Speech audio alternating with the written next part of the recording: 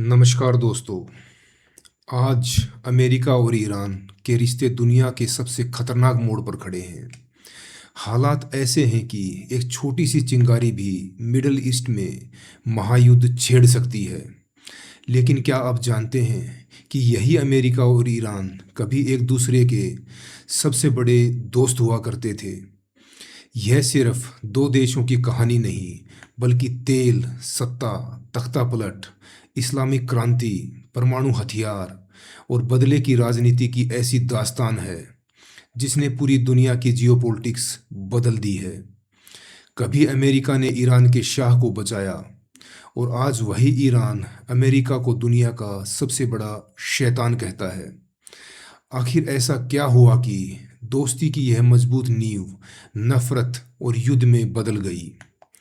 इस वीडियो में हम इतिहास के हर उस मोड़ को समझेंगे जिसने इन दोनों देशों को कट्टर दुश्मन बना दिया।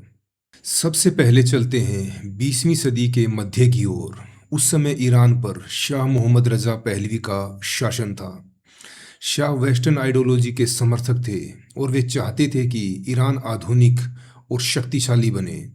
दूसरी तरफ अमेरिका कोल्ड वॉर के दौर में सोवियत यूनियन को रोकने के लिए मिडल ईस्ट में मजबूत सहयोगी तलाश रहा था। ईरान इस रणनीति का केंद्र था क्योंकि उसकी सीमा सोवियत यूनियन से लगती थी। अमेरिका ने शाह को हथियार, पैसा और राजनीतिक समर्थन दिया। 1950 के दशक में ईरान की सेना को अमेरिका ने पूरी तरह आधुनिक बनाया। उस समय ईरान को अमेरिका का watchdog of the middle east कहा जाता था। लेकिन इस दोस्ती की असली बुनियाद सिर्फ राजनीति नहीं, बल्कि तेल की ताकत पर टिकी थी। 1951 में ईरान के लोकप्रिय प्रधानमंत्री मोहम्मद मोसदेक ने एक ऐतिहासिक फैसला लेते हुए देश की तेल संपदा का राष्ट्रीयकरण कर दिया। उनका साफ कहना था कि ईरान का तेल विदेशी कंपनियों का नहीं, बल्कि ईरान की जनता का है। इस कदम से ब्रिटेन की एंग्लो ईरानियन ऑयल कंपनी और अमेरिका की तेल कारोबारियों को अरबों डॉलर का नुकसान हुआ। पश्चिमी ताकतों को डर था कि अगर मोसदेक सत्ता में रहे तो ईरान उनके नियंत्रण से निकलकर सोवियत यूनियन के प्रभाव में चला जाएगा। इसी आशंका के चलते 1953 में अमेरिका की खुफिया एजेंसी CIA और ब्रिटेन की MI6 ने मिलकर एक गुप्त साजिश रची, जिसे इतिहास में ऑपरेशन अजैक्स के नाम से जाना जाता है। इस ऑपरेशन के तहत मोसदेक की लोकतांत्रिक सरकार को गिरा दिया गया और शाह मोहम्मद रजा पहलवी को दोबारा सत्ता में बिठा दिया गया।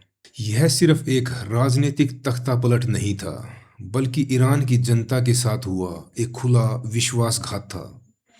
यही वह मोड़ था जहां से ईरानियों के दिलों में अमेरिका के खिलाफ नफरत की आग भड़क उठी, जिसने आने वाले दशकों में दोस्ती को गहरी दुश्मनी में बदल दिया।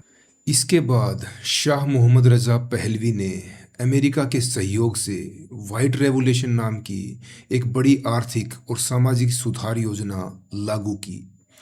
इस योजना के तहत एजुकेशन, इंडस्ट्रीज और एग्रीकल्चर सेक्टर्स में काफ़ी सुधार किए गए। अमेरिकी निवेश और तकनीकी की सहायता से 1970 के दशक तक ईरान मिडल ईस्ट का सबसे विकसित और आधुनिक देश बन गया। उसकी सेना इतनी शक्तिशाली हो चुकी थी कि उसे खाड़ी का सुपर पावर कहा जाने लगा। अमेरिका ने ईरान को उस समय के सबसे advance F-14 Tomcat fighter jet दिए, जो दुनिया में केवल अमेरिकी एयरफोर्स के पास थे। लेकिन यह विकास और ताकत सिर्फ दिखावे की चमक थी। असल में देश के भीतर जनता शाह की तानाशाही और भ्रष्ट शासन से त्रस्त थी। शाह की खुफिया एजेंसी स्वाक ने हजारों राजनीतिक विरोधियों को गिरफ्तार किया, यातनाएं दी और कई को मौत के घाट उतार दिया। लोगों को लगने लगा कि शाह अपने देश के नहीं, बल्कि अमेरिका के हितों की रक्षा कर रहे हैं। यही असंतोष धीरे धीरे एक जन विद्रोह का रूप लेने लगा और धार्मिक नेता अयातुल्ला खोमेनी इस विद्रोह की सबसे बड़ी आवाज बनकर उभरे। उनकी अगुवाई में क्रांति की चिंगारी भड़कने लगी। और फिर आया 1979, इस्लामिक क्रांति का साल। 1979 की इस्लामिक क्रांति ने सब कुछ बदल दिया। शाह को देश छोड़कर भागना पड़ा और अयातुल्ला खोमेनी सत्ता में आए। उन्होंने ऐलान किया कि अमेरिका हमारा सबसे बड़ा दुश्मन है। यहीं से शुरू हुई अमेरिका ईरान की कट्टर दुश्मनी। क्रांति के तुरंत बाद नवंबर 1979 में ईरानी छात्रों ने तेहरान स्थित अमेरिकी दूतावास पर कब्जा कर लिया और 52 अमेरिकी अधिकारियों को 444 दिनों तक बंधक बनाए रखा। यह घटना ईरान होस्टेज क्राइसिस के नाम से मशहूर हुई। अमेरिका के लिए यह राष्ट्रीय अपमान था। उसी दिन से दोनों देशों के रिश्ते पूरी तरह टूट गए। इसके बाद अमेरिका ने ईरान पर कड़े आर्थिक प्रतिबंध लगाए, लेकिन असली टकराव अभी बाकी था। 1980 में सद्दाम हुसैन के इराक ने ईरान पर हमला कर दिया। अमेरिका ने इस युद्ध में खुलकर इराक का समर्थन किया ताकि ईरान की नई इस्लामिक सरकार को कमजोर किया जा सके। 8 साल चले इस युद्ध में करीब 10 लाख लोग मारे गए। अमेरिका ने इराक को खुफिया जानकारी, हथियार और सैटेलाइट सपोर्ट दिया। इसके अलावा 1988 में अमेरिका ने इराक का एक पैसेंजर विमान गिरा दिया, जिसमें 290 नागरिक मारे गए। यह घटना आज भी ईरान के लिए जख्म की तरह है। 1990 के दशक में अमेरिका ने ईरान को स्टेट स्पॉन्सर ऑफ टेररिज्म घोषित कर दिया। आरोप लगाया कि ईरान हिजबुल्ला और हमास जैसे संगठनों को समर्थन देता है। इस दौर में अमेरिका ने ईरान को वैश्विक आर्थिक व्यवस्था से लगभग बाहर कर दिया। 2002 में अमेरिकी प्रेसिडेंट जॉर्ज बुश ने ईरान को एक्सिस ऑफ ईविल का हिस्सा बताया। अमेरिका का आरोप था कि ईरान परमाणु हथियार बना रहा है। यहीं से परमाणु कार्यक्रम को लेकर सबसे बड़ा विवाद शुरू हुआ।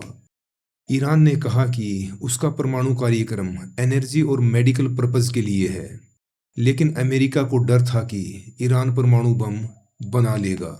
2015 में दुनिया ने उम्मीद की एक किरण देखी। ईरान और अमेरिका सहित 6 देशों के बीच परमाणु समझौता हुआ।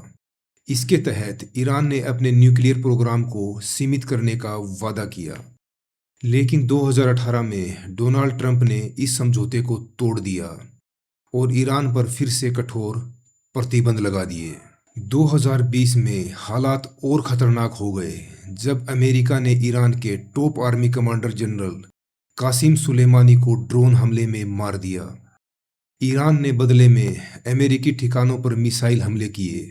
अब दोनों देशों के बीच सीधे युद्ध का खतरा मंडराने लगा।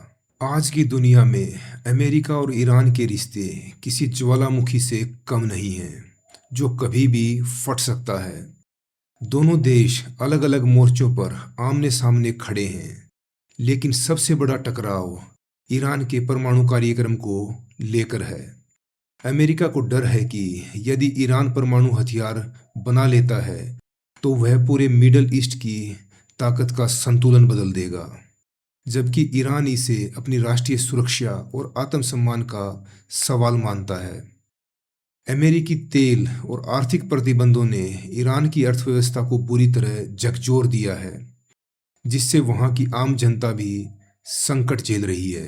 इसके साथ ही इजराइल का मुद्दा इस दुश्मनी को और गहरा करता है, क्योंकि ईरान इजराइल को अपना सबसे बड़ा दुश्मन मानता है और उसे ख़त्म करने की बात करता है, जबकि अमेरिका हर हाल में इजराइल की रक्षा करता है।